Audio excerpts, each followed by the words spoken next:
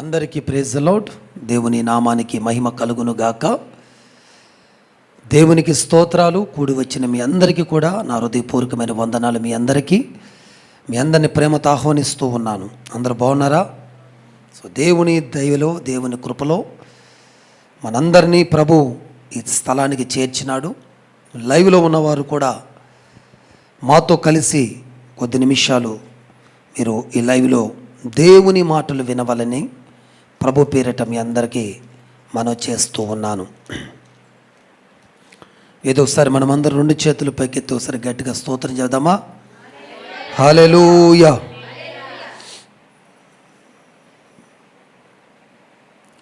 ఈ పూట దేవుడు నన్ను ప్రేరేపించినటువంటి ఒక సందేశాన్ని మీతో పంచుకోబోతా ఉన్నాను. జాగ్రత్తగా వినండి. ఇది మన ఆధ్యాత్మికతను స్థిరపరిచే విధమైన సందేశం. రెండవది, దేవుడు చెప్పుచున్న మాటలలో నుండి గొప్ప విడుదలయు స్వస్థతయు మనకి మధ్యాహ్నం దేవుడు కలుగు చేయబోతా ఉన్నాడు. దేవునికి స్తోత్రం. లైవ్ చూస్తున్న వారికి కూడా నా హృదయపూర్వక వందనాలండి. ఈ వీడియోని చూస్తున్న వారికి కూడా చదువుకుందాం. కొలస్సీలకు రాసిన పత్రిక 3వ అధ్యాయం 12వ వచనం. కాగా దేవుని చేత ఏర్పరచబడిన వారును పరిశుద్ధులను ప్రియులైన వారికి తగినట్టు మీరు జాలిగల మనస్సును, దయాళత్వమును, వినయమును, సాత్వికమును, దీర్ఘశాంతమును ధరించుకొనుడి. దేవునికి స్తోత్రం.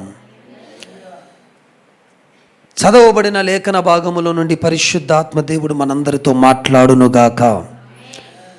ఈరోజు ఈ వాక్య సందేశము ద్వారా మన ఆధ్యాత్మికత మరింత లోతుగా దేవుడు వేరుపారునట్లు దేవుడు చేయునుగాక. మనం ఫలించి అభివృద్ధి పరచబడుదుముగాక. దేవుడిలో మరింతగా మనము ఆనందించుదుముగాక. ఆయన కృపయు ఆయన యొక్క సమాధానముయు నిత్యము మనకి కలుగునుగాక. మన ఆత్మ వర్ధిల్లుచున్న ప్రకారం మనం అన్ని విషయములలో వర్ధిల్లుదుముగాక. పరిశుద్ధాత్మ దేవుడికి ఒకసారి గట్టిగా చప్పట్లు కొడదాం. Thank you Jesus, thank you Jesus. ఇక మీరు జాగ్రత్తగా వినాలి. అపోస్తలుడైనటువంటి పౌలు గారు ఇక్కడ ఒక చక్కని సందేశాన్ని ఇస్తూ ఉన్నాడు. ఏమిటి ఈ సందేశం అని మనం గమనిస్తే, దేవుడి చేత ఏర్పరచబడినటువంటి వారిని గూర్చి ఇక్కడ మాట్లాడుతూ ఉన్నాడు.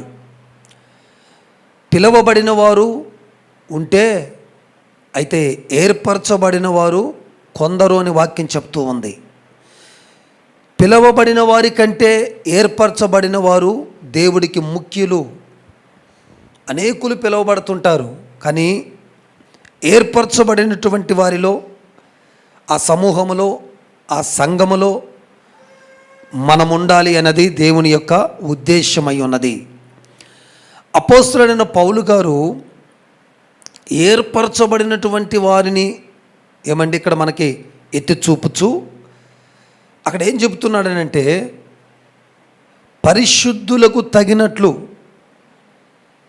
1 జాలిగల మనస్సు, 2 దయాళత్వము, 3 వినయము, 4 సాత్వికము, 5 దీర్ఘశాంతము. 5 ప్రాముఖ్యమైన విషయాలు అక్కడ తెలియజేస్తూ ఉన్నాడు సంఘానికి. ఈరోజు పరిశుద్ధాత్మ దేవుడు కూడా మనకి తెలియజేయాలనుకున్న విషయం ఏమిటంటే, ఏర్పరచబడినటువంటి వారిముగా మనల్ని దేవుడు మార్చటానికి ఈ కూడికలను ఏర్పాటు చేశాడు. దేవునికి స్తోత్రం. నువ్వు అనుకోవచ్చు, నేను ఏర్పరచబడ్డాను అని. ఏమండి, నేను ఏర్పరచబడ్డానని మీరు అనుకోవచ్చు. ఇప్పుడు మిమ్మల్ని కానీ దేవుడి చేత ఏర్పరచబడిన వారు హల్లెలూయా చెప్పండి అన్నాను అనుకోండి, అందరూ చెప్తారు కదా, చెప్తారు నేను ఏర్పరచబడ్డానయ్యా అని. ఎవరు ఏర్పరచబడిన వారంటే, ఈ 5 గుణాలు కలిగిన వారు ఏర్పరచబడిన వారు. ఒకటి ఏంటండి? జాలిగల మనస్సు. చెప్పాలి మీరు. ఒకటేంటి? జాలిగల మనస్సు. రెండోది దయాలత్వము. అనాల పలకాలి మీరు. దయాలత్వము.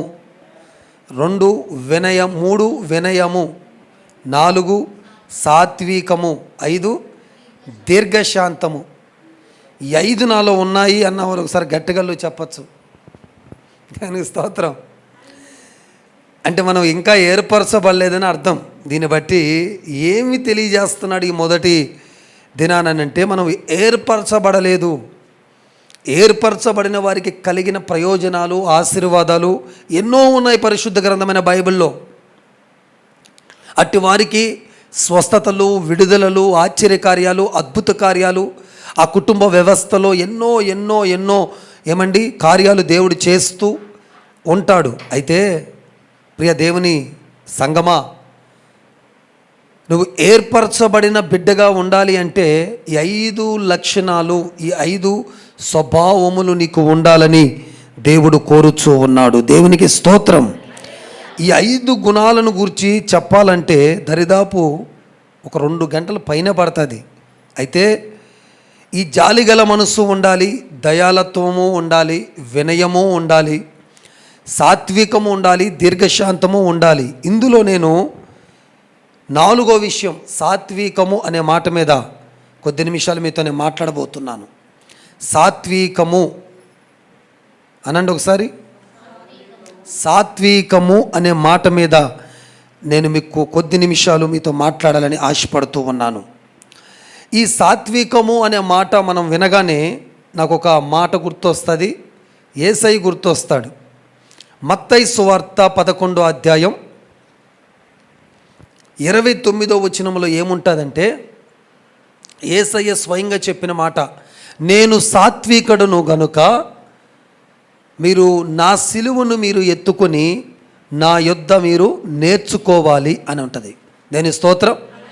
ఈ మాట మీద మీకు ఒకసారి ప్రసంగం కూడా చేశాను. సిలువుని ఎత్తుకొని నా యొద్ద నేర్చుకోండి. ఏమి నేర్చుకోవాలి? సాత్వికము నేర్చుకోవాలి. సాత్వికము అంటే ఏంటో తెలుసా అండి?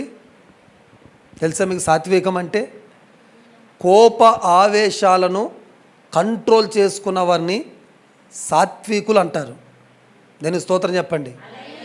కోపమును, ఆవేశములను ఎంత రెచ్చగొట్టినా, ఎంత ప్రలోభాలు పెట్టినా, ఎంత విధముగా మనల్ని దేవుళ్ళు తప్పించటానికి, లేకపోతే నీ మీద నిందలు వేయటానికి రకరకాల మనుష్యులను మన ఎద్దకు పంపి రకరకాల రీతులుగా మనల్ని రెచ్చగొడుతూ ఉంటారు. మాటల చేత, లేకపోతే మనల్ని ఏదో ఒకటి అనిపించిన తర్వాత, చూడు నువ్వు ఈ మాట అన్నావు అని మన మీద ఒక చెడు ముద్రను చల్లటానికి, బురద చల్లటానికి, కోప ఆవేశాలను మనలో రేపుతుంటారు. అందుకే ఈ కోప ఆవేశాలని అణుచబెట్టుకొని వాటిని కంట్రోల్లో పెట్టుకున్నటువంటి వారిని ఏమంటారండి? చెప్పండి కొంచెం అందరూ. సాత్వికులు అంటారు. దేవుని స్తోత్రం. కాబట్టి ఇది సాత్వికం అంటే. ఈ సాత్వికము కలిగినటువంటి మనస్సును మనము ధరించుకుంటే అప్పుడు దేవుడి చేత మనము ఏర్పరచబడతాం. అప్పుడు దేవుడి యొద్ద నుండి మనకి కావలసినవన్నీ, మనము అడుగుతున్నవన్నీ, మనము ఆశించినవన్నీ కూడా మన జీవితంలోకి అవన్నీ అనుమతించబడతాయి. దేవునికి గట్టిగా స్తోత్రం చెబుదామా? ప్రతిదీ నీ కుటుంబ వ్యవస్థలోకి రావాలి. నువ్వు ఆశించినది రావాలి, నువ్వు అడుగుతున్నది రావాలి. నీ భర్త బాగుండాలి, నీ కుటుంబ వ్యవస్థ బాగుండాలి, నీవు నీ భర్త ప్రేమ కలిగి ముందుకు సాగాలి. ఒడిదుడుకులు, గొడవలు, కొట్లాటలు, పంచాయతీలన్నీ పోయి పీస్ఫుల్గా నువ్వు మారాలి అని అంటే ఏర్పరచబడిన సంఖ్యలోకి నువ్వు రావాలి. ఓకేనా? ఏర్పరచబడిన వారి సంఖ్యలోకి రావాలంటే నువ్వు సాత్వికం కలిగి ఉండాలి. దానికి స్తోత్రం. ఏంటి సాత్వికం అంటే? అది అణుసుకోవటం. కోపము, ఆవేశము, ఈ 2 మహా డేంజర్ ఒక మనిషికి. పెద్ద రోగాలు ఇవి. కోపము ఉంటుంది. కోపాన్ని ఆవేశంగా చేసుకున్నావంటే చాలా భారీ మూల్యాలు చెల్లించాల్సి వస్తుంది. తొందరపడి ఆవేశపడిపోయి మాట్లాడిన ప్రతి మాటకి నువ్వు ఖచ్చితంగా లెక్క అప్పగించాలి. అంతేకాదు ఈ భూమి మీద నువ్వు అనుభవించాల్సి వస్తుంది. ఈ రోజుల్లో చాలామందిని దుష్టుడు ఆవేశపరుస్తూ ఉంటాడు. చూడు నిన్ను ఎంత మాట అన్నాడు, ఇంత మాట అన్న తర్వాత కూడా నువ్వు ఇక్కడే ఉంటావా అని రెచ్చగొడతాడు, ఆవేశపరుస్తాడు. వెంటనే మనకేమనిపిస్తుంది, ఇంత మాట అన్న తర్వాత నేను ఎందుకు ఉండాలి ఇక్కడని సదురుకొని వెళ్ళిపోతూనే ఉంటాం. అది ఏదైనా, అది ఇల్లు అయినా ఏమండి, అది సంఘమైనా, ఏదైనా సరే సేవకుడు ఒక మాట అనొద్దు, సేవకుడు గద్దించొద్దు, సేవకుడు హెచ్చరించొద్దు, సేవకుడు సరిచేయొద్దు.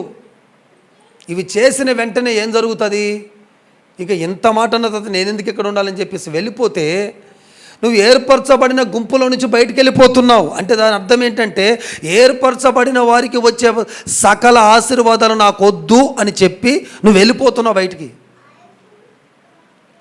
ఎందుకు దేవుడు ఈ ప్రత్యేక సువార్త స్వస్థత కూడికలు ఏర్పాటు చేశాడంటే ముందుగా దేవుడు మిమ్మల్ని స్వస్థపరచాలని కాదు, ఈ ఏర్పరచబడిన గుంపులోకి మిమ్మల్ని జాయిన్ చేసి ఏమండి పిలువబడిన సంఖ్యలో ఉన్న నీ పేరుని అక్కడ కొట్టేసి ఈ 2 రోజుల్లో ఏర్పరచబడినటువంటి లిస్టులో రాయబోతున్నాడు. అలా రాసినప్పుడు నువ్వు సంపూర్ణమైన స్వస్థత పొందుకుని ఇక్కడి నుంచి వెళతావు. దేవుని గట్టిగా స్తోత్రం చెప్దాం. నడి నెత్తి నుండి అరికాలు వరకు ఏ భాగమును దేవుడు బలహీనతలకు అప్పగించకుండా పరిపూర్ణమైన ఆరోగ్యము కలిగిన దానవై, పరిపూర్ణమైన ఆరోగ్యము కలవాడవై నువ్వు ముందుకు సాగునట్లు ఎప్పుడు ఎక్కడ తోలకుండా బలహీన పడకుండా దేవుడు గొప్ప కార్యాలు చేస్తాడు. దేవునికి గట్టిగా స్తోత్రం చెప్పండి. హల్లెలూయా. నేను ఆ మధ్యకాలంలో ఒక బాబుకి సాత్విక్ అని పేరు పెట్టా. సాత్విక్. అలాగే ఒక పాపకి సాత్విక అని పేరు పెట్టా. లేదో మంచి సాత్వికంతో సాత్వికులుగా ఉంటారని. వాడిని కదిలిస్తే చాలు కంప. సాత్వికని పేరుని బదలం చేసేసిండాడు. తర్వాత వీడికి సాత్విక్ గదరా, వీడికి ఏదో పేరు పెట్టాలని చెప్పి ఆలోచిస్తాను ఇప్పుడు నేను.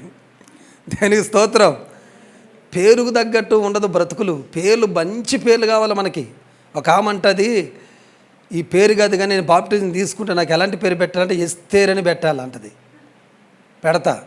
ఎస్తేర్ అంటే లైఫ్లో సగభాగమని జీవించకపోతే నేను అందుకే తొందరపడి పేర్లు ఎందుకు మార్చానంటే వాళ్ళు చరిత్రకారులు.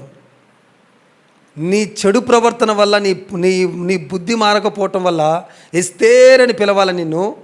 ఎస్తేరుకున్న ఒక్క క్వాలిటీ ఆమెలో ఉండదు. రూతు అని పేరు పెట్టాలా, రూతులో ఉన్న ఒక క్వాలిటీ ఉండదు. మరియా అని పేరు పెట్టాలా, మరియలో ఉన్న ఒక క్వాలిటీ ఉండదు. అందుకే నేను తొందరగా క్రిస్టియన్ పేర్లను త్వరగా మార్చేసి పెట్టేయను. ఎందుకంటే పేరు పెట్టుకున్నామంటే ఆ పేరుకు తగ్గట్టుగా జీవించటానికి ఇష్టపడినప్పుడే ఆ పేరు నిలబెట్టుకోగలుగుతాం. నేను పౌలని పేరు పెట్టుకోవటానికి ఎంత ఆలోచించాను అనుకుంటున్నారు? పేరు పెట్టి పిలిచాడు నన్ను దేవుడు పాల్ అని. అయ్యో పాలని పేరు పెట్టుకుంటే ఎంత సేవ అయింది, ఎంత భక్తుడు, ఎంత భారము. అసలు ఆయన సేవకు కనీసం నేను రీచ్ అని అవుతానా? ఎన్ని సంఘాలు స్థాపించాడు, ఎంత జీవితాన్ని అర్పగించుకున్నాడు. తన యవ్వన కాలం అంతా ఏమండి జీవితం అంతా దేవుడికి దారబోసాడు కదా. ఎన్ని కొరడా దెబ్బలు, ఎన్ని రాళ్ళ దెబ్బలు, ఎన్ని చిత్రహింసలు. ఇవన్నీ నేను కనీసం ఒక 5% అనుభవిస్తానా అని చాలాసార్లు ప్రశ్నించుకొని చాలా దినాలు ప్రార్థన చేసుకొని అప్పుడు దేవుడు 3 సార్లు నువ్వు ఉండాలి అదే పేరు, నీది అదే పేరు అంటే అప్పుడు ఆ పేరు పెట్టుకున్నందుకు నేను ఒళ్ళు దగ్గర పెట్టుకొని జీవించడం స్టార్ట్ చేశాను. ఎక్కడ పాలు గారి పేరు, ఏది బైబిల్లో ఉన్న పాలు గారి పేరుని ఎక్కడ నేను పాడు చేయకూడదని బతుకుతూ జీవిస్తూ వస్తున్నాను. నాకు ఎప్పుడు గుర్తొచ్చేది మొదటగా యేసయ్య, నేను పెట్టుకున్న పేరు గుర్తొస్తుంది. దేనికి స్తోత్రం. కాబట్టి మన పేరుకు తగ్గట్టుగా జీవించాలా. బైబిల్ గ్రంథంలో పేర్లు పెట్టుకోండి, ఏ పేరైనా పెట్టుకోండి. పెట్టుకునే ముందు నేను ఏం చెప్పాలనుకుంటున్నానంటే ఆమె జీవితం ఎలాగా ఉండిందో, బైబిల్లో ఎంతమందిని ప్రభావితం చేసిందో, ఎంతగా దేవుని ఆరాధించిందో, ఎంతగా దేవుని స్తుతించిందో, ఎంతగా తన జీవితాన్ని దేవునికి దారబోసిందో ఆ విధమైనటువంటి ఒక సమర్పణ ఉంటేనే ఆ పేరు పెట్టుకొని నువ్వు జీవిస్తే మంచిది. దేవుని స్తోత్రం. కాబట్టి ప్రియ దేవుని బిడ్డలారా, చాలామంది జీవితాలు ఇలాగే ఉన్నాయి. సాత్వికానికి సాతానుడు బద్ధశత్రువు అయిపోయాడు. కోపము, ఆవేశం అనేది మనిషిని రెచ్చగొట్టి ఈరోజు రోగాల పాలు చేస్తున్నాయి. ఎందుకు ఈ సబ్జెక్టు దేవుడు ఇచ్చాడని నేను అడిగితే ఈ కోప ఆవేశాలు పెరిగేరా బాబు, ఒళ్ళంతా జబ్బులు వస్తున్నాయి అని చెప్పిండు. దేవుని స్తోత్రం. ఒంటి నిండా జబ్బులు ఎందుకు వస్తున్నాయట? షుగర్లో బీపీలు ఎందుకు వస్తున్నాయి చెప్పండి అమ్మా. ఈ సాత్వికం లేకే వచ్చిన రోగాలన్నీ. ఈ సాత్వికం గురించి జర చెప్పు సంఘానికి. ఈ సాత్వికమైన మనసులకు వస్తుండగా నేను అన్నిటిని అణిచివేయబోతున్నాను, సమస్తమైనటువంటి బలనతల మీద నుంచి వాళ్ళకి జయమును కలగజేయబోతున్నానని చెప్పాడు దేవుడు. దేవుడికి మహిమ కలుగును గాక. కోప ఆవేశాలను తగ్గించుకోండి తల్లులారా. ఒక సేవకుడిగా నేను చెప్తున్నాను. నేను సేవకు రాకముందు నేను చాలా కోపిష్టిని. నేను ఎంత కోపిష్టిని అంటే ఇక నాకు కంట్రోల్లో ఉండను నేను ఆ కోపం వస్తే. బట్ ప్రభు చాలాసార్లు హెచ్చరించాడు, చాలాసార్లు గద్దించాడు. నీ కోపమే తన శత్రువు. ఈ మాటలు మనకు బాగా తెలుసండి, తెలియక కాదు మీకు అందరికీ. తన కోపమే తన శత్రువు అని తెలుసు, కానీ ఎందుకు అంత కోపడిపోతావు, అంత ఆవేశపడిపోతావు ఎందుకు? చిన్న విషయాన్ని కూడా అంత ఆవేశమా? దానివల్ల నీ బ్లడ్ ప్రెషర్ పెరిగిపోయి నీ మైండ్లో ఎంత డిస్టర్బెన్స్ వచ్చేసి, షుగర్ ఉంటే 100 150 ఉన్న షుగర్ 300 చేసుకొని, బీపీ ఉంటే 120 పెంచేసుకొని హాస్పిటల్ పాలైపోయి, అక్కడ పోయి కళ్ళు తిరిగి పడిపోయి, అక్కడి నుంచి నేను 4 మోసుకుపోయి హాస్పిటల్లో పెట్టి, ఈ కథ అవసరమా మనకని? ఎంత నిదానముగా ఉంటే అన్ని కార్యాలు దేవుడు మన జీవితంలో చేస్తాడు. నిదానించి పట్టుదలగా ఆవేశమేందో, ఆ కోపమేందో నీ ప్రార్థనలో చూపి, నీ భక్తిలో చూపి ఆ ఆవేశాన్ని. అది స్థిరముగా నిలబడుతుంది. మాటలతో ఎంత ఆవేశపడ్డా టకటక్ అనేసిన తర్వాత మళ్ళీ నైట్ వచ్చి నేను ఇలా మాట్లాడకూడదు, ఇలా మాట్లాడకుండా ఉంటే బాగుండేదని బాధపడటం కాదు. రిపీటెడ్గా చేసేవాళ్ళని మనిషి అనరు. 1-2 సార్లు చేసేవాళ్ళని అంటారు. రిపీటెడ్గా చేసేవాళ్ళకి దేవుడు అనేక పేర్లు పెట్టాడు. పశువు సంతతి, తెలివి లేని వాళ్ళు, మూర్ఖ జనము, వక్రజనము, సిగ్గుమాలిన వాళ్ళు, ఇలాంటి పేర్లు ఎన్నో పెట్టాడు దేవుడు కావలసినన్ని. ఆ పేరు కోవకి వెళ్ళిపోతావు నువ్వు. కానీ దేవుడు ఈరోజు ఆయన ఉద్దేశం ఏంటంటే మనం ఆ కోవలకు చెందకూడదు. ఏ కోవకు చెందిన వారమంటే మనము దేవుడు ఏర్పరచబడినటువంటి వారి కోవకు చెందిన వారం. మనం ఆయన ఏర్పాటులో ఉండాలి, మనం ఆయన ఏర్పాటులో సాగాలి. నువ్వు ఏ పని చేసినా ఆయన ఏర్పాటు అయి ఉండాలి. అప్పుడే మన జీవితము చాలా ధన్యకరమైన జీవితంగా మారిపోతుందని దేవుడు చెబుతున్నాడు. మీ అందరికీ 9 ఫలములు తెలుసు కదండి. అందులో ఒక ఫలాన్ని టక్క చెప్పండి. ఇది ఉందా? సాత్వికం అనేది ఉందా? ఉంది. ఎందుకు పెట్టాడండి? విలువైన 9 విషయాలు తీసుకొని అందులో సాత్వికాన్ని ఎందుకు యాడ్ చేశాడు? అంత విలువైంది కాబట్టి. పైన చదువుకున్న మన జాలి మనసు లేదు దాంట్లో. ఏమండి, జాలి మనసు ఉందా? లేదు. ఎందుకు అది లేకుండా ఇది ఎందుకు యాడ్ చేశాడు సాత్వికాన్ని? కోప ఆవేశాలతోనే ఈరోజు సంసారాలు చిన్నభిన్నమైపోతున్నాయి, కుటుంబ వ్యవస్థలు పాడైపోతున్నాయి. చిన్న కోపావేశాలకు పోయే భార్యాభర్తలు విడిపోతూ ఉన్నారు. భార్య ఒక చోట, భర్త ఒక చోట. రోజుకు 10 నేను వినాలా? 10 వింటానండి. నా భర్త వెళ్ళిపోయాడండి, నా భర్త ఎక్కడో ఉన్నాడండి, నేను నా భర్త విడిపోయామండి. ఎందుకు ఇదంతా అంటే కోపావేశం. నేను ఎప్పుడు కూడా ఎవరు నాకు ఫోన్ చేసి ఎన్ని తప్పులు చెప్పినా నేను మొత్తం వాళ్ళ మీద అనేసేను. 50-50 తప్పు ఉంటుంది ఖచ్చితంగా. దేవుని స్తోత్రం, హల్లెలూయా. ఎవరో 10%లోనే 1 సైడ్ తప్పు ఉంటుంది. భార్యాభర్తల విషయంలో ఖచ్చితంగా 50-50 తప్పులు ఉన్న వాళ్ళు ఎక్కువ ఉంటారు. ఇది గ్రహించక, ఇది గమనించక ఇంకా నువ్వు కోపావేశాలతో రగిలిపోయి ఏం సాధిద్దామని లైవ్ చూస్తున్న బిడ్డ నీతోనే మాట్లాడుతున్నాడు. దాని మీద కోపం, దేవుడి మీద కోపం, దేవుడి మందిరం మీద కోపం, దేవుని సేవకుడి మీద కోపం, ప్రార్థన మీద కోపం, బైబిల్ మీద కోపం, వాక్యం మీద కోపం, అత్తమామ మీద కోపం, భర్త మీద కోపం. ఈ కోపాల వల్ల నువ్వేం సాధించావు ఇంతకాలం? ఒంటరి బతుకు తప్ప, కన్నీరు తప్ప, వేదన తప్ప, దుఃఖము తప్ప ఏం సాధించావు? నువ్వు సాధించింది ఏమైనా ఉంటే చెప్పు నాకు. అందుకే వాడిని అనసలేమా? వాడిని తొక్కి పెట్టలేమా? మన జీవితాన్ని పాడు చేస్తున్న దాన్ని కంట్రోల్ చేయలేమా? కోపం, ఆవేశం ఒక చెదులు లాంటిది. ఒక కట్టికి చెదులు పెడితే ఆ కట్టిగానే ఉండదు. రోజంతా ఏమవుతుంటుంది? తినివేయబడతా ఉంటుంది. కోపావేశము మనిషికి ఒక చెదలబట్టిన లాంటి జీవితం. ఒకసారిగా పతనం అవ్వదు. రోజంతా తిని లోపల ఉన్నటువంటి మన యొక్క ఆరోగ్యాన్ని అంతా తినేస్తూ ఉంటుంది. యావేల గ్రంథం చెప్తా ఉంటుంది కదా, పసర పురుగులు తినివేసిన దాన్ని, మిడతలు తినేసిన దాన్ని, చీడ పురుగులు, ఇలాగ ఒక పురుగులు పోతే ఇంకొక పురుగులు తినేస్తాయి చూడండి. అలాంటి బ్రతుకుగా మారిపోతుంది మంది. రోజుకి ఆరోగ్యము డెవలప్ అవ్వాల్సిన దేవుడి బిడ్డల జీవితాల్లో రోజుకి ఆరోగ్యం క్షీణించిపోతుంది. దేవుని బిడ్డ, నీతోనే ప్రభు మాట్లాడుతున్నాడు. ఎక్కడ ఉండి మాటలు వింటున్నావు నాకు తెలియదు. కోప ఆవేశాలు అణుచుకో. యవన కాలంలో ఉడుకు రక్తంలో ఉన్నప్పుడు నేను ఇలాగే ఉంటాను, ఇలాగే మాట్లాడతా, నేను ఇలాగే ప్రవర్తిస్తానంటే తప్పనిసరిగా దానికి తగిన మూల్యం చెల్లిస్తావు. నీ కోపము వల్ల నీకు అనేక మంది శత్రువులు తయారవుతారు. మనశ్శాంతి ఉండదు. ప్రేమించిన వాడు సైతం కూడా నీకు వ్యతిరేకంగా మారిపోతారు. ఎక్కడ పోయినా నెమ్మది ఉండదు. ఇటు పుట్టింట్లో ఇటు మెట్టింట్లో ఎక్కడ నెమ్మది లేక చాలామంది సతమతమైపోతున్న సహోదరులు నాకు చాలామంది తెలుసు. మీలో కూడా ఉన్నారేమో. చెక్ చేసుకోండి ఒకసారి. నిదానంగా ఉండు. అంటే ఎన్ని మాటలు అంటారు అన్నీ.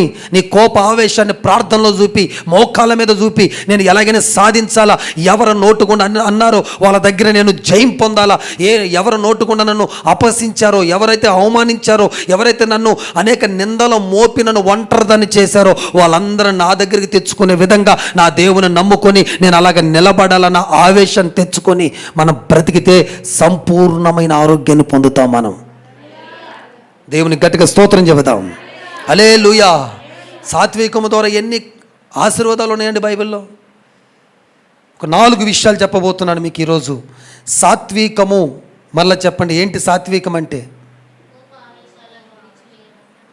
కోపం వచ్చినా ఆవేశం వచ్చినా ఏం చేస్తుండాలా? కంట్రోల్ చేసుకుంటుండాలా. కంట్రోల్ చేసుకుంటా ఉంటే అప్పుడు నువ్వేమవుతావు? సాత్వికమైన వ్యక్తివి నువ్వు. సాత్వికమైన వ్యక్తిగా నువ్వు ఉంటే ఏం చేయబడతావు? దేవుని ఏర్పాటులోకి వచ్చేస్తావు. అర్థం కాలేదా మీకు? సబ్జెక్ట్ అర్థం కాలే? దేవుని ఏర్పాటులోకి వస్తావు. దేవుని ఏర్పాటులో ఉన్నవాడికి ఏ కొదువు ఉండదు. దేవుని ఏర్పాటులో ఉన్నవాడికి ఏది కీడు జరగదు. దేవుని ఏర్పాటులో ఉన్నవాడికి సకలము సమకూడి అన్నీ జరుగుతాయంట. దేని స్తోత్రం. సకలము సమకూడి జరుగుతాయి. అమ్మా, అన్నీ సమకూడుతూ వస్తుంటాయి. ఏ పనైనా పెట్టుకో. కొందరు చెప్తూ ఉంటారు ప్రార్థన పరులు, అయ్యా ఈ పని ప్రారంభించాను, నేను ఇదిగో ఇలా చేద్దాం అనుకున్నా, కానీ అదేంటో కానీ పని ప్రారంభించిన తర్వాత అన్నీ సమకూడి వచ్చినాయ్యా, అనుకున్న దానికంటే ఎక్కువగానే దేవుడు నాకు దయచేసి ఇదిగో ఇంత గొప్ప ఇల్లుని కట్టించాడని చెప్తుంటారు. ఎక్కడి నుంచి వస్తాయంటే ఏర్పాటులో ఉన్న వారికంట సమకూడి జరిగేటట్టుగా దేవుడు వాళ్ళని వీళ్ళని ప్రేరేపించి, పో నా బిడ్డకి కష్టం ఉంది, పో నా బిడ్డకి ఈ బాధ ఉంది, పో అని తరుముతాడట. హల్లెలూయా. అప్పుడు మనం ఎలా అవుతామంటే, మళ్ళగా మీకు అర్థమయ్యేలా చెప్పాలంటే, సాత్వికం కలిగి దేవుని ఏర్పాటులో ఉన్నవారు ఒక బెల్లం అయిపోతారు. ఇక చెప్పండి, బెల్లం దగ్గరికి ఏమవుతుంటాయి? అన్నీ అట్లా వస్తాయి అన్నీ. ఈగా రామ్మ అంటదా బెల్లము? చెప్పరేందమ్మా. బెల్లం వచ్చి ఎక్కడుంటే అక్కడ అట్లా ఉంటుంది. మనం ఎక్కడ ఉంటే అక్కడ దీవెనలో వర్షం కురిపించబడుతూనే ఉంటుంది. మనం ఎక్కడ ఉంటే అక్కడ ఆరోగ్యం, మనం ఎక్కడ ఉంటే అక్కడ నెమ్మది, సమాధానము, శాంతి కలుగుతుంది. దేవుడు చెప్తున్నాడు, అల్లములాగా ఉన్నా నువ్వు బెల్లంలాగా మారాలా. ఇప్పుడు దాకా అల్లంలాగా ఉన్నావు. ఎవరు నోట్లో పెట్టుకున్న మంట, కోపం, ఆమె జోలికి పోవద్దురా నాయన, ఆమె కంప, ఆమె నోట్లో నోరు పెట్టద్దురా నాయన అనే సాక్ష్యం ఉందా నీకు? దేవుడు చెప్పుతున్నాడు, బెల్లంలాగా మారితేనే అన్ని సమకూడి జరుగుతాయి. గట్టిగా చప్పట్లు కొట్టి దేవుని నామాన్ని మహింపరుద్దాం. 4 విషయాలు మీతో నేను పంచుకోబోతున్నాను ఈరోజు. సాత్వికము కలిగి ఉంటే కలిగే ఆశీర్వాదములు. సాత్వికము కలిగి ఉంటే కలిగే ఆశీర్వాదములు. 1 మత్తయి సువార్త 5:5. మీ అందరికి తెలిసిన విషయం. ఇక్కడ మత్తయి సువార్త 5వ అధ్యాయము 5వ వచనము ఏముంటుందంటే, సాత్వికులు ధన్యులు అనే మాట స్టార్ట్ చేసి వీళ్ళు ఏం చేస్తారంట, భూలోకమును స్వతంత్రించుకుందరు. సాత్వికులు ఏమవుతారు, ధన్యులవుతారు. వారు భూలోకమును స్వతంత్రించుకోగలుగుతారు. ఎంత మంచి మాట అండి. ఎందుకు నువ్వు ఈ భూలోకములో ఉన్నటువంటి అనేకమైన వాటిని స్వాధీనపరచుకోలేకపోతున్నావు? ఎందుకు స్వతంత్రించుకోలేకపోతున్నావు? దేవుని వాగ్దానాలు ఎన్ని ఉన్నాయి, ఎన్ని వాగ్దానాలు నీ యొద్దకు వస్తున్నాయి, ఎన్ని మాటలు, ఎన్ని ప్రామిసెస్, ఎన్ని ప్రవచనాలు దేవునికి తెలియజేస్తున్నాడు. ఇవన్నీ ఎందుకు నీ జీవితంలో జరగట్లేదు? ఎందుకు నువ్వు స్వతంత్రించుకోలేకపోతున్నావు అని అంటే సాత్వికము లేక. హలో, సాత్వికము లేక. కోపం వచ్చిన ఆపలేం, ఆవేశం వచ్చిన ఆపలేమన్నట్టుగా నీ బ్రతుకుంది. సాక్ష్యం మారాల బిడ్డ, నీ సాక్ష్యం మారాల. ఒకప్పుడు ఎంత కోపిష్టిమి, ఇప్పుడు నేను చెప్పుకుంటున్నా చూడు. ఒకప్పుడు నేను కోపిష్టిని, అసలు ఆ కోపం ఎటుపోయిందో నాకు తెలియదు. ఇప్పుడు నీ సాక్ష్యం అలా సంపాదించాలి. నువ్వు నీ కోపాన్ని, నువ్వు ఆవేశాన్ని అణిచిపెట్టుకుంటే నువ్వు భూలోకాన్ని చెప్పమ్మా స్వతంత్రించుకుంటావు. హల్లెలూయా. భూలోకములో ఉన్నవన్నీ, దాని అర్థం ఈ భూ సంబంధంగా ఏది తినాలంటే, ఏది ఉండాలంటే, ఏది కట్టాలంటే, ఏది కొనాలంటే అన్నీ స్వతంత్రించుకోవటం అర్థం. దీంట్లో సమస్తం ఉంది. నీ ఇంటికి సంబంధించిన, నీ కుటుంబ వ్యవస్థకు సంబంధించిన, నీ సేవ జీవితానికి సంబంధించిన అన్ని విషయాలు ఈ ఒక్క మాటలో ఇమిడిపోయి ఉన్నాయి. తినటానికి తిండి లేదయ్యా అంటానికి లేదు. నాకు అది తక్కువైందయ్యా, ఇది తక్కువైందయ్యా, నా కుటుంబ వ్యవస్థలో ఇది కొదువు వచ్చిందయ్యా, ఈ కొరత వచ్చిందయ్యా అని చెప్పుచున్నావంటే నువ్వు ఎక్కడో సాత్వికాన్ని తప్పిపోయావు గనక భూలోకమును స్వతంత్రించుకోలేకపోయావు. అంటే అనుభవించలేకపోతున్నావు ఈ భూమి మీదవి. ప్రభు అంటాడు, ఈ భూమి, దీని పరిపూర్ణత ఎవరిది? నాది అంటున్నాడు ఆయన. భూమి దాని పరిపూర్ణత ఎవరిదండి? నాది అంటుంటే ఈ భూమి మీద ఉన్నవి మనం ఎందుకు అనుభవించలేకపోతున్నాం? ఎంత కాలం నుంచి దేవుని వాక్యం వింటున్నావు? ఎంత కాలమైంది దేవుని నమ్ముకొని? ఎన్ని సంవత్సరాల నుంచి మందిరానికి వస్తున్నావు బిడ్డ? నువ్వు ఎందుకు ఇంకా స్వతంత్రించుకోలేని బిడ్డకున్నావు? ఎవరో దగ్గరికి పోయి, స్వతంత్రించుకున్న వాళ్ళ దగ్గరికి పోయి అసలు ఏది కూడండి, ఏ విషయము కూడా మనం ఎవరితో షేర్ చేయకూడదు. దేవుడు ఇక్కడ చెప్పినట్టుగా నువ్వు సాత్వికముగా మారు, అంతే. అన్నీ నీ వెనక పరిగెత్తుకొని వస్తాయి. దేవునికి స్తోత్రం. ప్రభు చెప్పింది అదే. నాతో చెప్పిన మాట మీతో చెప్తున్నాను. 2014లో నాకు చెప్పిన మాట ఏంటో తెలుసా? ఈ కోపావేశాలు పెట్టుకుంటే పాలు కొట్టిన వేస్టేక. నువ్వు పనికిరావు, నువ్వు నా సేవకు పనికిరావు, ఈ లోకంలో ఉన్న మనుషులు కూడా పనికిరావు. దీన్ని మాని మార్చుకొని చూపి ఖచ్చితంగా అన్నీ నీ వెనక వచ్చేటట్టు చేస్తానన్నాడు దేవుడు. దేవుని స్తోత్రం. ఎప్పుడైతే ఆ మాటను పట్టుకొని నేను చేశానో, దేవుడు ఈ భూలోకములో ఏది కావాలంటే, ఏది తినాలన్నా, ఏది తాగాలన్నా, ఎక్కడికి పోవాలన్నా, ఏమి చేయాలన్నా, సంఘంలో వచ్చే నెలకి ఇది కొనాలి ప్రభు అంటే ఇంకా అది స్వతంత్రించుకోవటమే. ఇక దేవుని స్తోత్రం. హల్లెలూయా. ఆచితూసి జ్ఞానయుక్తంగా దేవుని అడుగుతూ పోవాలా. మరి ఇంత పవర్ ఉన్నప్పుడు పాస్టర్ గారు మరి స్థలం విషయంలో కూడా అడగపోయారు అని అంటారా? స్థలం విషయంలో కూడా అడిగితే ఈ పాటికి వచ్చేసేది కదా మనకు అంటారా? దేనికని ఒక సమయం ఉంటుంది. సమయానుకూలంగా అడగాలి. కానీ పిల్లోడు పుట్టగానే 20 సంవత్సరాల పిల్లోడికి వచ్చేయాలి.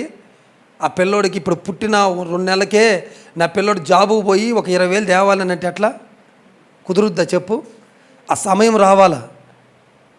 అలాగే సమయం వచ్చేదాకా ఏది అడగకూడదు. అవసరం లేనప్పుడు 1 కోటి రూపాయలు అడగకూడదు. ఏమండి, అవసరం లేనప్పుడు దేవుడు నువ్వెంత అడిగినవాడు, రూపాయి బిల్ల కూడా ఇవ్వడు. అవసరం అనుకున్నప్పుడు దేవుడు ఎంత దైనానికి దేవుడిస్తాడు. భూలోకమును స్వతంత్రించుకోవటం అంటే ఇదండి. దేవుడి బిడ్డలు 2 రకాలైన ఆశీర్వాదాలు కలిగి ఉండాలి. ఒకటి భూ సంబంధంగా, 2 ఆత్మ సంబంధంగా. సాత్వికము ద్వారా వచ్చే ఆశీర్వాదం ఏంటంటే భూ సంబంధమైన దీవెనలు అన్నీ మనకు వచ్చేస్తాయి. మీకు తెలుసు కదండి, ద్వితీయోపదేశ కాండము 28 అధ్యాయం 1 నుంచి 14 వచనాలు ఒక దీవెనల పట్టిక ఉంది. అక్కడ దీవెనల లిస్ట్ ఉంది. ఆ లిస్ట్ అంతా మన మీదకి రావాలంటే సాత్వికం ఉండాలా. కోప ఆవేశం, దేవుని స్తోత్రం. హలో అమ్మా, కరెక్ట్గానే మాట్లాడుతున్నాడు దేవుడు? కరెక్టేనా? మన రాంగుగా మాట్లాడుతున్నాడా? దేవుని స్తోత్రం. ఏమో నాకు కోపం ఆవేశం లేదన్నట్టు కూర్చొని ఉంటేను, అందుకే కరెక్ట్గా కాదా అనుకుంటున్నా. నా ప్రసంగం రాంగుగా ఏమన్నా దేవుడు రాంగ్ డైరెక్షన్లో ఏమన్నా ఈ బోధన నడిపిస్తున్నాడు ఏమైనా డౌట్ వచ్చి చాలా బుద్ధిమంతులుగా కూర్చొని ఉంటేను, దేవుని గట్టిగా స్తోత్రం చెప్పండి. హల్లెలూయా.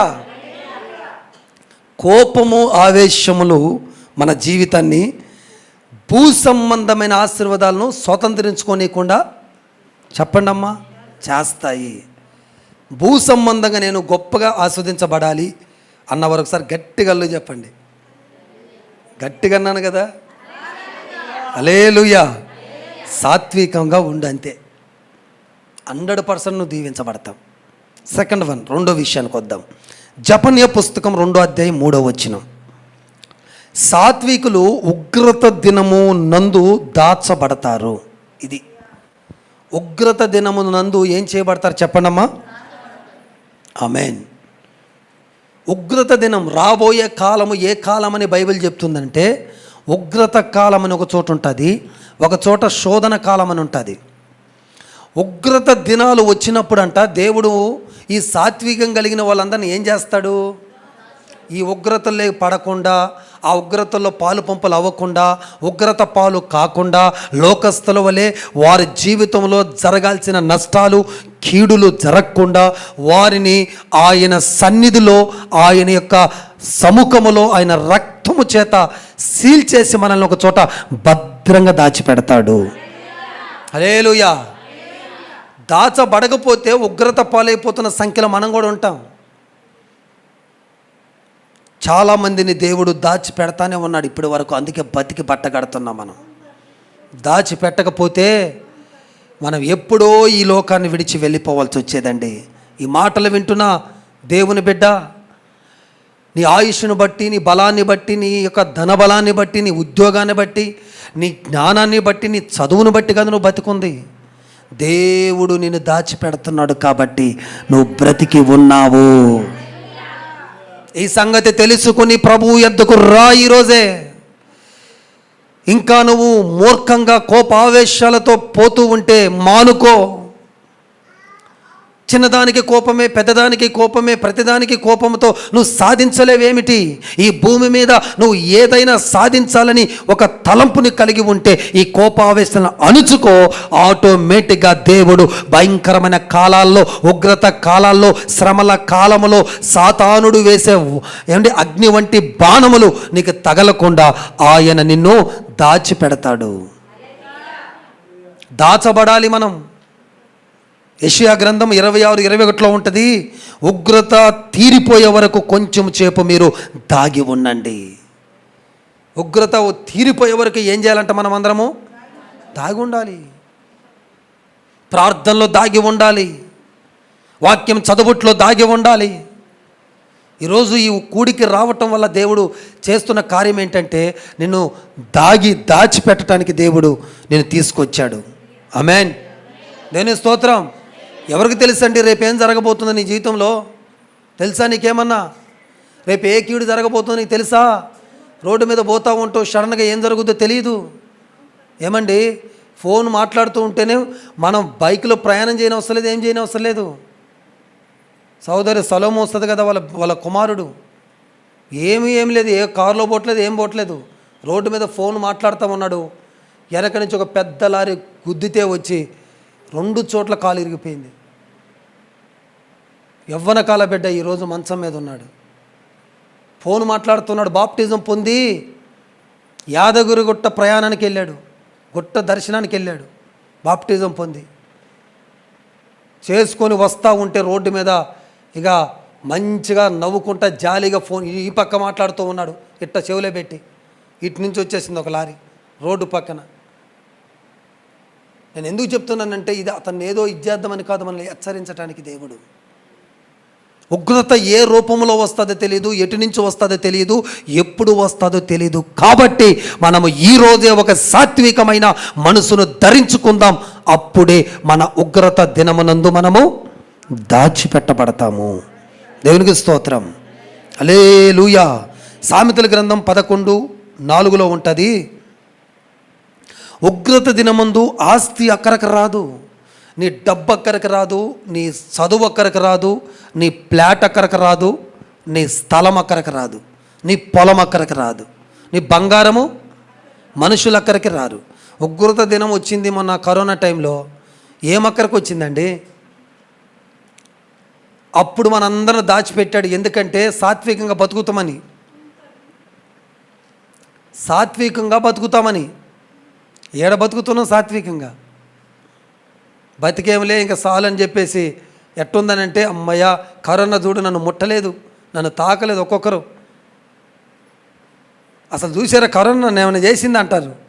ఒరే బాబు, నేను చేయకపోవటానికి కారణం నువ్వు కాదు, నీకు కరోనా భయపల్లా. నీ పక్కనే కంచేసుకొని కూర్చొని కర్ర పట్టుకొని కూర్చున్న ఏసైకి కరోనా భయపడి నీలోకి రాలేదురా బాబు. దానికి స్తోత్రం. ఈ సత్యాన్ని గ్రహించు. నువ్వు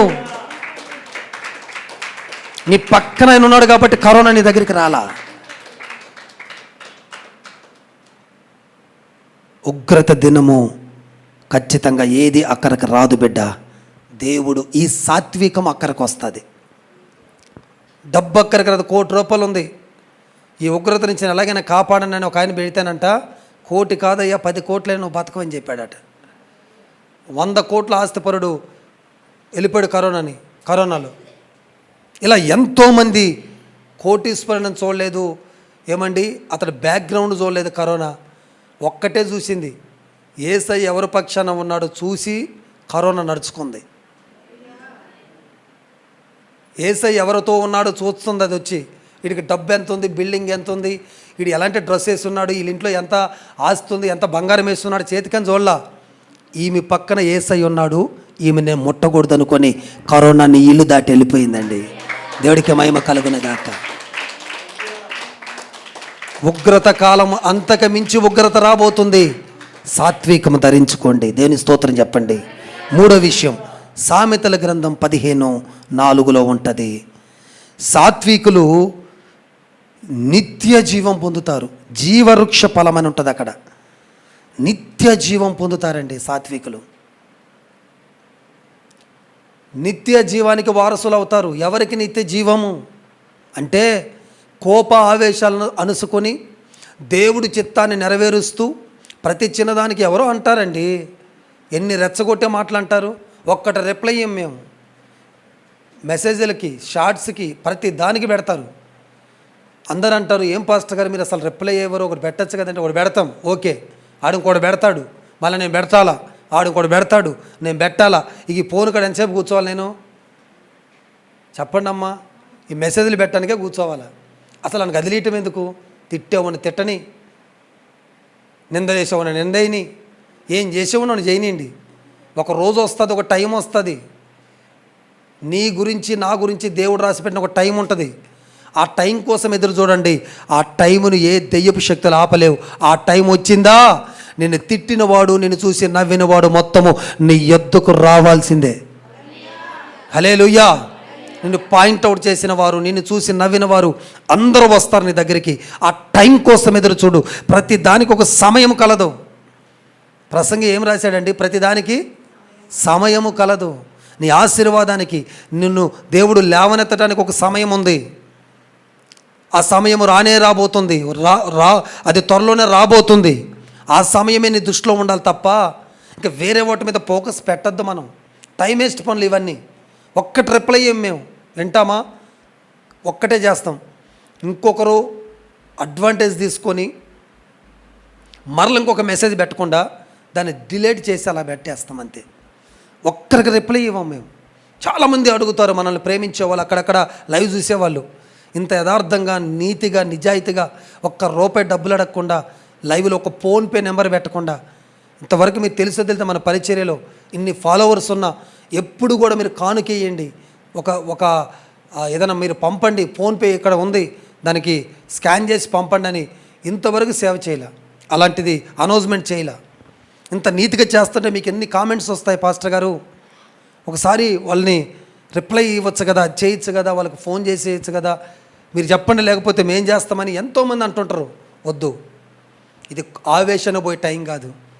పెట్టి ఒకరోజు వాడే ఓపిక నశించిపోద్ది. ఎవరికైనా 10 సార్లు పెడతాడు, 20 సార్లు పెడతాడు, రిప్లై ఇవ్వకపోతే ఏమనుకుంటాడంటే వీడు అన్నిటికీ బరి తెగించున్నాడు రా, వీడికి మెసేజ్ పెట్టినా ఫలితం లేదని చెప్పేసి వాడే మానుకుంటాడు. మానుకున్నారు అట చాలామంది. ఈ టైప్ ఆఫ్ శోధన ఉంటుంది మాకు. అసలు మీరు కానుకలు అడగరు లైవ్లో, అసలు ఫోన్పే బెటరు, మీకు ఎక్కడి నుంచి స్పాన్సర్ వస్తుందండి మీకు? అంటే డబ్బులు అడగకపోయినా తప్పే మళ్ళీ లైవ్లో. మీకు తెలుసా ఇది?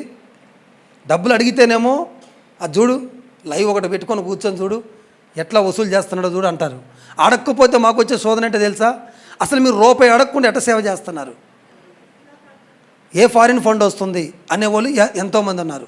ఎన్ని పడాలని చెప్తున్నా, నేను ఎగ్జాంపుల్ చెప్తున్నా. మంచి చేసినా ఉంటుంది, చెడు చేసినా ఉంటుంది. దేనికి మాట్లాడకుండా పిన్ డ్రాప్ సైలెన్స్గా ముందుకి వెళ్తూ ప్రార్థన చేసుకుంటూ దేవుడి వైపు చూస్తే తగిన సమయమునందు వాళ్ళందరికీ బుద్ధి చెప్తాడు దేవుడు. దేవుని స్తోత్రం. నిత్య జీవానికి వారసులం అవుతామండి. సాత్వికం ఉంటే నిత్యము జీవించే ఒక జీవితం ఉంది మనకి. ఈరోజు నీవు నేను మనకి ఎందుకు ఇంత భక్తి, ఈ ప్రార్థన, ఈ కూడికలకి ప్రతిరోజు పరిగెత్తుకొని ఎందుకు రావాలంటే ఏమని చెప్తారు మీరంతా? నువ్వు ఎందుకు వచ్చావమ్మా ఇక్కడికంటే ఏం చెప్తావమ్మా? యేసయ్యని ఎందుకు నమ్ముకున్నావంటే ఏం చెప్తావు? నిత్య జీవానికే కదా. అది చెప్పరేందమ్మా? నేను చనిపోయిన తర్వాత ఆయన పరలోక రాజ్యంలో చేరాలని అయ్యా, అదే మాట చెప్పండి మీరు ఎక్కడ పోయినా. అప్పుడు అంటారు ఇది ఈమె దేవుడి బిడ్డ అంటే అంటారు. లేదయ్యా రోగం వచ్చింది, నాకు ఒక నొప్పి వచ్చింది, అది తగ్గాలని వచ్చినాను, అప్పులైని అవి పోవాలని వచ్చినాను, నా పిల్లలందరూ నన్ను వ్యతిరేకించారు, వాళ్ళకు బుద్ధి చెప్పాలని వచ్చాను. ఇంకొంతమంది అంటారు, కొందరు నన్ను రకరకాల మాటలన్నారు, వాళ్ళందరూ కీడు జరగాలని వచ్చిందంటే ఇంక చర్చికి. వాళ్ళ కాళ్ళు చెయ్య ఇరిగిపోతూ వాళ్ళ కుటుంబం అంతా నాశనం అయిపోవడానికి వచ్చిందంట చర్చికి. ఒక ఆమె అంటది, ఇందుకు కాదు మన చర్చికి రావాల్సింది, ఇందుకు కాదు మన దేవుని నమ్మాల్సింది, మనం చనిపోయిన తర్వాత నిత్య జీవం పొందటానికి. దేని స్తోత్రం. 4th one 18వ కీర్తన 35వ వచనం. సాత్వికము ద్వారా గొప్ప చేయబడతాము. గట్టిగా చప్పట్లు కొట్టడం ఒకసారి, గట్టిగా. గొప్ప చేయబడతాం. సాత్వికము ద్వారా ఏమవుతామండి? గొప్ప చేయబడతాం. దేవునికి స్తోత్రం. గొప్పదానిగా మారిపోతాం, గొప్పవాడిగా మారిపోతాం. ఎవరికి ఉండదండి నా పిల్లవాడు గొప్పోడు అవ్వాలని అంటావు, నేను గొప్పదాన్ని అవ్వాలంటావు. ఇదే కదా మన ప్రార్థన, ఇంక వేరేది ఉంటుందా? ఎవరు అడగరా ఇట్లా మా పిల్లలు గొప్పోళ్ళు అవ్వాలని అడగరా? ఆ గొప్పోళ్ళు అవ్వాలంటే ఈ సాత్వికం అవసరం. ఈ సాత్వికం ద్వారా గొప్ప చేయబడతాం మనం. ఈరోజు పరిచర్య ఎదుగుతుందన్నా, లేకపోతే మేము ఒక గొప్ప స్థాయికి వచ్చామన్నా, దీని అంతటికి కారణం ఎన్నన్నా సరే మిమ్మల్ని ఇద్దరు అంటారేమో, మమ్మల్ని 200 మంది అంటారు, 2 సున్నాలు పెట్టాలి పక్కన, మంచి చేసిన అంటారు. ఇదంతా ఏం ప్రాసెస్ అంటే, మంచి చేసేవాడిని ఎక్కువగా రెచ్చగొడతారు. ఎందుకనంటే ఈయన ఎట్లాగైనా సరే వాడికి ఎట్లాంటి విరక్త పుట్టాలంటే, మంచి చేస్తున్నా మాటలు వస్తున్నాయి, ఎదవ బతు కొద్దిగా చెడే చేసి పడే మాటలేదో పడదామని చాలామంది పాపంలో పడిపోతున్నారు. ఒక స్త్రీ అంట, ఒక సహోదరి చెప్తుంది, మనం ఏడుస్తూ, దేవుణ్ణి నమ్మింది, తప్పక పాపంలో పడిపోయింది, వ్యభిచారంలో పడిపోయింది. ఆమె పడిపోవటానికి కారణం ఏంటంటే, ఆమె దేవుని నమ్ముకొని వచ్చే ప్రతిసారంట సంఘంలో ఒక ముద్ర వేసేవాళ్ళట. నువ్వు ఎవరి కోసం పోతున్నావు నాకు తెలిసిలే చర్చికి అనేవాళ్ళంట. ఎవరు దాన్ని సీరియస్గా తీసుకుంది. నువ్వు ప్రతి ఆదివారం చర్చికి ఎవరి కోసం పోతున్నావు నాకు తెలిసిలే అన్నారంట. అది ఒకరు కాదు, అది 4-5 అనంగానే, నేను దేవుణ్ణి ప్రేమించి ఇంత నీతిగా పోతా ఉంటే ఇంత అనుమానమా? ఇన్ని మాటలా? నీతిగా బతికినా ఈ భూలోకంలో బతకనీరు, కానీ మంచికి రోజులు లేవు, చెడికే రోజులు నేను చెప్పేసి వెంటనే ఒక తీర్మానం తీసుకుంది. పాపానికి అడక్ట్ అయిపోయింది. ఆ తరువాత తెలిసింది పాపానికి వచ్చే జీతం ఏంటనేది. పాపానికి వచ్చే జీతం ఏంటి? మరణ పంచులోకి పోయి సరిగ్గా ఫోన్ చేసి అని చెప్తూ ఉంది. అలా తిరిగి తిరిగి తిరిగి ఆమె సంపాదించింది కాస్తో కూస్తో అంత డబ్బులు సంపాదించింది. ఆ డబ్బుల కంటే ఎక్కువగా ఒక పెద్ద రోగాన్ని సంపాదించింది. ఎయిడ్స్ రోగాన్ని సంపాదించుకుంది. కుక్క పెట్టి ఏడుస్తుంది. ఏడవకమ్మా, ఎందుకు ఏడుస్తావు? అంత అయిన తర్వాత తిరుగుల్లా తిరిగి ఏమో బుద్ధిమంతురాల్లాగా ఏడుస్తున్నావు. నేను ఎట్టే మాట్లాడతా కొందరి దగ్గర. నేను స్తోత్రం. రోగముతో పడ్డావుడి దగ్గరికి వెళ్ళి జాలి పడతాను తప్ప వ్యభిచారం చేసి తలకిందులు చేసి ఉన్న జీవితాన్ని ఉన్నాను కదా వయసులో అని చెప్పేసి ఇష్టం వచ్చినట్టుగా కనపడ్డ ఓడితల్లా తిరిగి కనపడ్డదాంతో అలా తిరిగి తర్వాత వచ్చి మరణంకి పడిపోయిన తర్వాత ఏడుస్తూ ఇప్పుడే నన్ను లేపే అంటే నేను వాళ్ళకి ఏం చెప్తాను తెలుసా? నువ్వు దేవుని నమ్ముతా ఉండు, సంవత్సరం దాకా నువ్వు లేగవు, ఇట్టనే ఉంటావు. ఈ సంవత్సరం సరిగ్గా ఉంటే నువ్వు బాగవుతావు అని చెప్తాను. లేదంటే ఏమవుతుందండి? దేవుడి భయం పెట్టాలండి. ఈ రోజుల్లో చాలా బోధ మారాలా. నీకేం కాదమ్మా అయిపోతావు నువ్వు వెంటనంటే. తప్పుడు బోధలు వెళ్ళిపోకూడదు. భయం రావాలా లోపల. యేసయ్య అంటే గుబులు పుట్టుకోవాలా. ఇది ఈ రోగం నాకు, ఈ స్థితి నాకు దేవుడికి దూరం అవ్వటం వల్లే వచ్చింది అని బుద్ధి వచ్చేటట్టు చేయాలి వాళ్ళకి. ఏమంటారు మీరు దీనికి? ఈ సువార్తకి ఎస్ఆర్నో చేయొచ్చా? ఈ సువార్త నేను దేని స్తోత్రం, హల్లెలూయా. మళ్ళీ తప్పనకూడదు. మీరే ఇప్పుడు చేయొచ్చు అన్నారు, రేపు మీరు తప్పనకూడదు. ఎక్సలెంట్ బోధ ఇది. దేని స్తోత్రం. యేసయ్య గుర్తు రావాలంతే. మనం ఏం చేసినా ఎవరు గుర్తు రావాలా? యేసయ్యని గుర్తు తెప్పియాలా. కళ్ళు నెత్తికెక్కిన వాడిని కళ్ళు దించి ఒకసారి యేసయ్య ముఖం చూసి, అమ్మో ఇదంతా యేసయ్యని నమ్ముకుని వదిలిపెట్టడం వల్లే జరిగింది, చర్చి ఆపటం వల్లే జరిగింది, మందిరానికి పోవటం వల్లే జరిగింది ఇదంతా అని వాళ్ళకి రావాల బుద్ధి. అప్పుడు వెంటనే దేవుడు ఏం చేస్తాడంటే స్వస్థపరుస్తాడు. ప్రియ దైవ జనాంగమా, గొప్ప చేయబడే స్థితి మనకి దేవుడు ఇవ్వాలనుకుంటున్నాడు. ఈరోజు ఈ సువార్త స్వస్థత కూడికల్లో దేవుడు మొదటి సందేశాన్ని ఏమంటున్నాడంటే, నువ్వు ఏర్పరచబడిన వారిలో ఉండాలంటే ఏమండి, సాత్వికాన్ని ధరించుకోవాలి. సాత్వికం అనగా కోప ఆవేశాలను అణుచుకోవటము. సాత్వికము కలిగి ఉంటే కలిగే ఆశీర్వాదాలు ఒకటి చెప్పాను. అట్టి వారు ధన్యులుగా అవుతారు, భూమిని స్వతంత్రించుకుంటారు. రెండోది చెప్పాను, సాత్వికులు ఉగ్రత దినమునందు దాచిపెట్టబడతారు. మూడోది చెప్పాను, సాత్వికులు నిత్య జీవాన్ని పొందుకుంటారు. అంటే ఈ జీవితమే కాదు, రాబోయే జీవితంలో కూడా వాళ్ళు యేసు యొద్ద జీవిస్తూనే ఉంటారు. నాలుగోది, సాత్వికులు గొప్ప చేయబడతారు. ఈ 4 ఆశీర్వాదాలు నీకు రావటం కోసం, ఈ 4తో పాటు ఒక గొప్ప స్వస్థత నీకు కలగటం కోసం ఈ మధ్యాహ్నము దేవుడు ఏర్పరచబడిన వారిగా నేను చేయాలనుకుంటున్నాడు. ఏర్పరచబడిన గుంపులో నేను ఉంచాలనుకుంటున్నాడు. నేను పిలువబడ్డాననే సంఖ్యలో నుండి ఏర్పరచబడ్డ సంఖ్యలోకి నువ్వు షిఫ్ట్ అయిపోవాలి ఈ 2 రోజుల్లో. దేనికి స్తోత్రం. అట్టి కృప త్రియక దేవుడు మనందరికీ దయచేయును గాక. సాత్వికంలో ఉన్న సకల ఆశీర్వాదాలు మనం పొందుకుందుము గాక. సాత్వికమైన మనస్సు మనలోకి వచ్చును గాక. మనలో ఉన్న కోప ఆవేశాలన్నీ కూడా ఈ రోజు నుంచి కంట్రోల్లోకి వచ్చును గాక. అపవాది ఎంత రెచ్చగొట్టినా, అపవాది ఎన్ని విధాలుగా టార్చర్ పెట్టినా, ఎంత మనల్ని ఆవేశంలోకి తీసుకువెళ్ళినా సరే, వాడి మాట వినకుండా మన ముందు దేవుడు ఉన్నాడు, దేవుడు చూస్తున్నాడు. ఆయన చిత్తాన్ని నెరవేర్చడానికి మన మైండ్ని ట్యూన్ చేసుకొని సాత్వికమైన మనస్సును, సాత్వికము కలిగిన కృపను మనము ధరించుకుందుము గాక. అట్టి సాత్వికముతో మీరు నడవండి. భూమి మీద ఉన్న సకల దీవెనలకు కర్తలవుతారు. ఏ లోటు లేకుండా, ఏ చిక్కు చింత లేకుండా దేవుడు మిమ్మల్ని పోషించబోతున్నాడు. మీ కరువులు కాటకాలు తీసేయబోతున్నాడు. మీ దుఃఖ దినాలను సమాప్తం చేయబోతున్నాడు. మీ కుటుంబ వ్యవస్థలో మారని భర్తను మార్చి నీ కుటుంబ వ్యవస్థను కట్టబోతున్నాడు. నీ పిల్లలను కట్టబోతున్నాడు. నీకు రావాల్సిన ల్యాండ్స్ రప్పించబోతున్నాడు. నీ మీద ఉన్న కోర్టు కేసులు తొలగించబోతున్నాడు. మూయబడిన గర్భాలను తెరవబోతున్నాడు. అనేకమైన శరీర రోగాలను లయపరచబోతున్నాడు. కుటుంబ వ్యవస్థలో ఉన్నటువంటి ఒడిదుడుకులు తీసివేయబోతున్నాడు. చల్లా చెదరమైపోయిన నీ కుటుంబాన్ని కట్టబోతున్నాడు. నీ పక్షాన న్యాయం తీర్చబోతున్నాడు. నీ పిల్లవాడిని నీ మాట వినేటట్టు చేయబోతున్నాడు. నీ పిల్లవాడిని మందిరానికి వచ్చేటట్టు చేయబోతా ఉన్నాడు.